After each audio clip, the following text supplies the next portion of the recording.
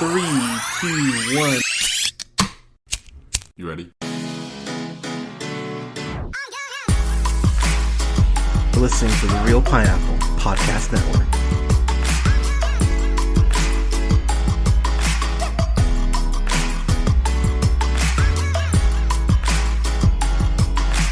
Good evening, everybody. Thank you so much for listening. This is the Real Pineapple. This is your humble host, Hunter, here. Hope you're having a great week so far. I've got a review here for the Benedict Cumberbatch, his latest vehicle, the Courier, which is written by Tom O'Connor, who you will have known from writing the Hitman's Bodyguard, which, if you've listened to our review, I adore the Hitman's Bodyguard. And he's also writing the Hitman's Wife's Bodyguard. So excited to see what he does with that. And this is directed by Dominic, who has really done mostly like smaller like video like shorts and miniseries. Really no big films to speak of. So this is a big moment for him. So Dominic, sir, congratulations.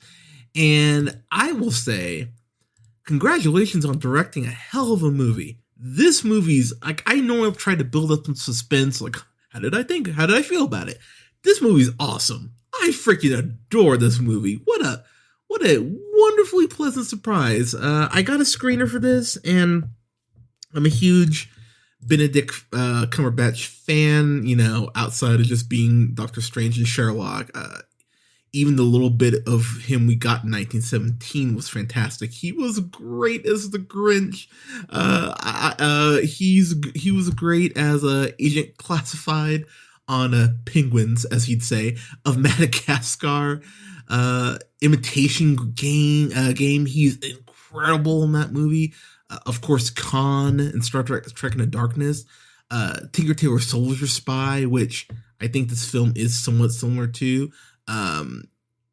The man's an incredible actor. He really is, to a point where I almost feel like he might be too good of an actor because we just don't give him nearly enough credit. Like, I love me some Benedict Cumberbatch. And the thing about him is that we don't really get to see him just play normal people. You know what I mean? Like, you don't see him too often just play people who don't have, you know, a high sense of intelligence or aren't, you know, martial artists or, you know, fucking sorcerers or whatever. So I was really happy to see him playing someone who's more of a Joe Schmo in that sense. Him playing Greville Wynne here. I adore the way that he played the character because he really does come across like a guy who just happens, through a hilarious set of circumstances, happens to go ahead and get involved in this thing that's much bigger than himself. You know, Wynne is a very, you know, just an unassuming, you know, businessman. Has been mildly successful, but, you know, doing enough to keep the lights on, but really not getting ahead. And so he is recruited by Rachel, oh God, I'm going to butcher her name. I'm so sorry. Rachel Brosnahan, who plays Emily Donovan. I haven't seen her in anything prior to this, but I will say I'm a fan. One of the few complaints I actually have about this movie is that because of where the story goes, Emily isn't as involved as I would like her to be in this film, because at the end of the day, this film really isn't about her, even MI6. It's about the conflict and how this every man is supposed to navigate it. But she has an incredible screen presence, and she has this true authority when she's on screen that even when she's talking to Benedict Cumberbatch, she feels like she is right there on that same level, which is a hell of a thing for me to be able to say, considering I haven't seen her in anything before. So I really hope she continues to excel and grow as an actress. But yes, Rachel, I'm a huge fan of yours already. You're wonderful. But she goes ahead and recruits Greville because we are in the 60s here, and we're at the point where the nuclear arms race, where everyone's just buying up and getting every nuclear warhead they can find. We're on this collision course with with Russia until Magneto saves us all. But Magneto and the X-Men save us all. But I really like this film because it reminded me a lot of Bridge of Spies, because of course, very similar as far as the plot and everything. But there is a special type of tension when you take someone who does not belong in the situation they're in, and not only are they, continuing to be in that situation, but they really buy into it. And that's the part where, for me, the movie really takes off, because because Greville is talking to this man played by Merab. Oh my gosh, Ninenzi.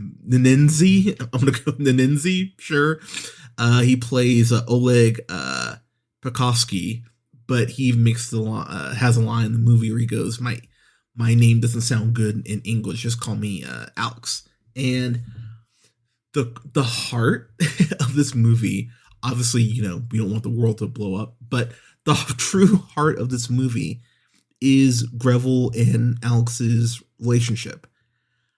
That was the biggest surprise for me. I could not believe how much I loved their romance or bromance. They were so fucking sweet together, and it made me so happy whenever they were on screen. They were delightful together. And Merab, sir, I'm not familiar with his work, but I feel like this guy must have been acting for forever. He's got credits going back. The first thing he did was back in 1984, and guest spots here and there. Several films, really from 2006 on, or 2011 on. Seems like he's been working pretty consistently. But I was so happy to see this guy, because he's an actor that I'm gonna go, "Oh yeah, you were in the Courier." Next time I see him, he was a genuine delight, and him and Benedict have a couple scenes together that I just went, wow, this is incredibly well done. The one scene, and this is very early on, where they go ahead and they go see Cinderella, because Greville had never been to the ballet before, and Alex flat out tells them, like, "Oh, we're changing that shit. Like, we're gonna go see Cinderella." And they just have this moment where they're sitting next to each other, and they're both just so enthralled and so captivated by what they're seeing on stage. And the music is just, it's beautiful. There's another scene similar to that where they go see Swan Lake together. And it's amazing that the ballet scenes, while not as insane as the ones in Black Swan, they really serve a similar purpose as far as making the characters, not only you feel their dread, because there are definitely points of dread in this film, but you feel this triumph, you feel this birth of their friendship through this circumstance that neither one of them could have ever fucking predicted they'd be in. It's just, there's something so beautiful about it, and the first time they hang out, them seeing Cinderella, that this is essentially like a storybook, that it's almost, it almost has to be a fairy tale given the situation they're in, but more like a grim fairy tale. But I love that attachment that the film is able to form really quickly, and it builds their friendship up in a way that when things do start to get intense, you're concerned about both of them. You're like, oh fuck, this is bad. And I don't want to, normally here on the podcast we go full spoilers. I'm gonna very much, obviously we didn't get blown up, thankfully, but I'm gonna really stay away from a lot of things on this review, because I really want people to see this for themselves. This is one of those films that is in the vein of something like Bridge of Spies, like Tinker Tailor, that I really would tell someone, hey, if you like a, quote, thinking man's thriller, unquote, this is something that I think you'll really enjoy. One of my favorite scenes, a couple things I will go through. There is this scene where Greville's been doing this for a while. So he tells his wife, and that was something that I was actually really happy about. They flat out say, Emily, and I believe her boss's name is Cox, if memory serves, but they flat out say, do not tell your wife what you're doing. Do not tell her you're going to Moscow. Tell her you're going out of town on business. And so, their life slowly starts to improve, and his wife, Sheila, I believe, played by Jessie Buckley.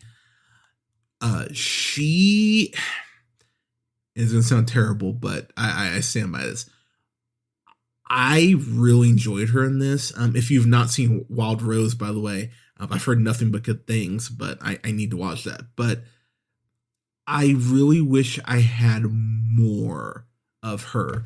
Again, just because of where the plot is and where it ends up, you get a decent amount of her in the beginning, and then the movie, for where it's going, you don't see her on screen for a little while. So I would have liked a little more of her, but I understand, given the film, you had to kind of go about it this way. There is a scene later in the film that she has with a character, and I don't want to spoil, that I think is one of the best scenes in the entire film. So even though she's a little more limited than I would like, she does get some incredible moments here, including one with Greville where they go camping, and she kind of brings up the fact that, you've been really distant, what's going on, like they're having that sort of conversation. And what makes it so sad is that they do have a kid, and Greville, because he's clearly stressed because something occurs that really makes things more intense and really amps up the danger and really brings to light the gravity of the situation he's in. He just snaps on his kid, and his son forgot, I want to say it's his rain jacket. And Greville starts yelling at him like, "Oh, really? You forgot your jacket? Like that? You had one thing to do. You couldn't." And really goes in on him in a way I went, shit, man. He's just starting to snap. It by no means excuses his shitty behavior, but you can clearly tell that his psyche is just in a place that he cannot handle. That it's just, he's losing it. And the pressure is really getting to him. And I love the way that you see it break down. There's this great scene. This isn't a spoiler, earlier on, where Greville tries to get out of this, and Alex flat out comes over to his house and brings some vodka and flat out tells him, I'm trying to defect Russia. That this is the big deal for me, and that I'm literally betting on you. I'm betting my life with you. And again, yes, very bromance, very sweet. It really does speak to the confidence that Alex has in him, and that was something I found really in Greville. Pardon me.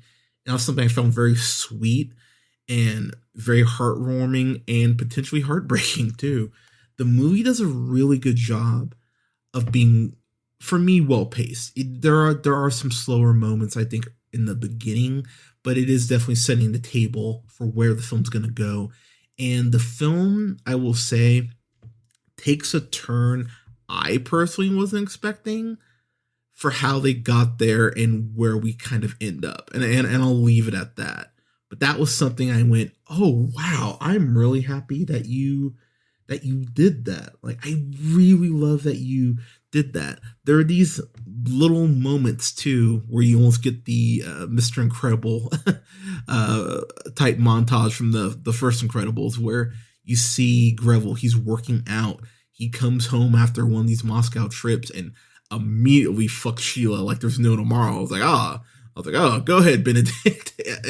You get these moments like that where you feel his confidence growing, and then as his confidence grows, it feels like his marriage is just being stretched and it just pushed to its limit. And so there are these multiple story plot lines that are going on that I went, oh, so there's Alec and the relationship he has with his wife, and that's a whole thing. There's him defecting. There's Greville's marriage potentially falling apart. There's the concept they could both get caught. There's MI6. Like, the movie's balancing multiple things, and as I was sitting here watching, I went, I never feel like a plot line leaves the main story for too long. It always feels like they're doing enough to keep you reminded of everything, even if it's not, right there on screen.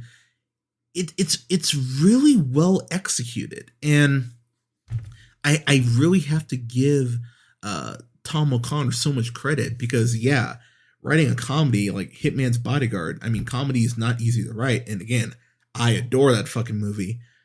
But to go from that to something like this, where you are not just adapting, I mean, I put adapting in quotes because it's based on a true story, but the fact that he was able to execute this script-wise as well as he does, along with your pacing, along with giving your characters really inspirational things to say. There is a scene with like 5 minutes left, and you'll hear when you hear the dialogue between the characters, you'll know exactly what I'm talking about. It's one of those things I went, son of a bitch, and I genuinely cried. I had to pause my my screener because I really started crying. I was like, wow, that really hit me in a spot that I was not expecting, and I cried a couple times watching this, just because of some of the dialogue choices and because of Greville and Alex's friendship, and also some of the lines that some scenes that Greville and his wife have, him and his wife Sheila have. There's just some heartbreaking shit here. You go, oh my god.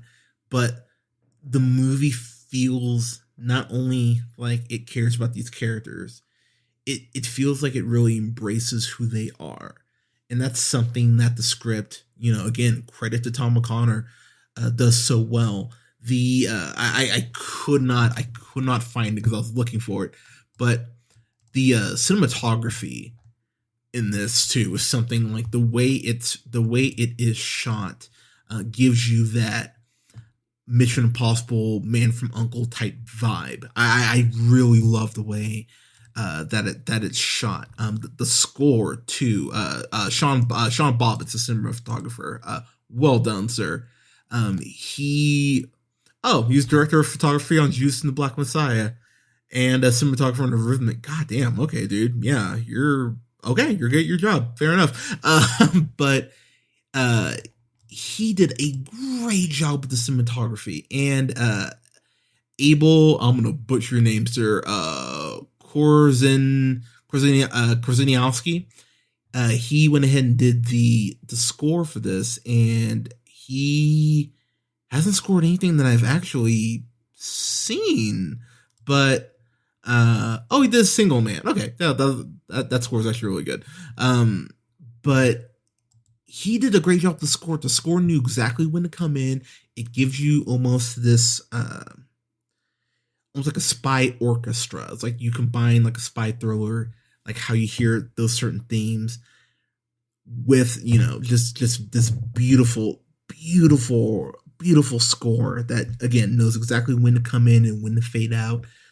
It just hits. It hits so well musically, and just what you're seeing is just such a visual treat. I really just have so much admiration for this film. This was a complete surprise to me. I hadn't seen a trailer for this. I didn't even know this was coming out. This was something I checked my inbox and saw, oh, here's a screener for the Courier. I was like, oh, Benedict, cool. I looked up who was in it. That's all I did. I didn't even watch a trailer for it. But this was great. I genuinely adore this film. It's not perfect. I would say that it does lag a little bit in the beginning. I mean, again, I don't normally ding it. I don't ding. I'm not even going to ding it for it, but I think some people might be a little bored first like 20 minutes. Like, all right, where are we going with this? But it doesn't overstay its welcome either. That was something else I was very happy about. I was like, okay, you knew when to kind of cut this off, which, again, good. This is an hour and 51 minutes. It's just under 2 hours. I think where they leave it is a perfect place to leave it, which, again, how often can you say that about a movie? It seems like more movies overstay their welcome than understay it.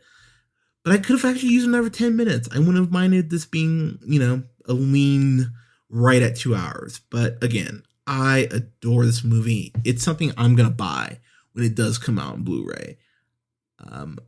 Once I'm vaccinated in full and I can go to a theater again, if this is still playing, I might go see it just to actually support it. Like, I enjoyed it that much. So this is a solid A for me. I adore this.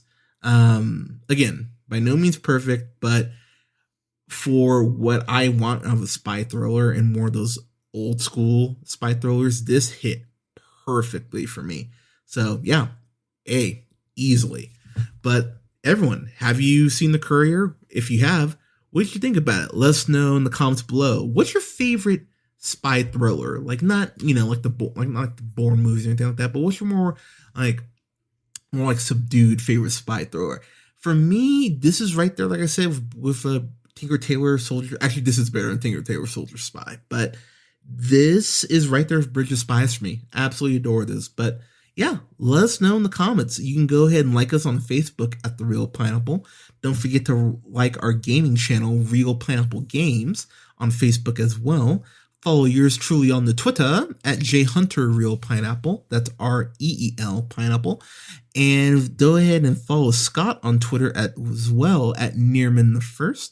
And don't forget to like, share, and subscribe. You can find us wherever you listen to podcasts: SoundCloud, Apple and Google Podcasts, Podbean, Stitcher and iHeartRadio, Spotify, Amazon Music, and TuneUp, to name a few, at The Real Pineapple.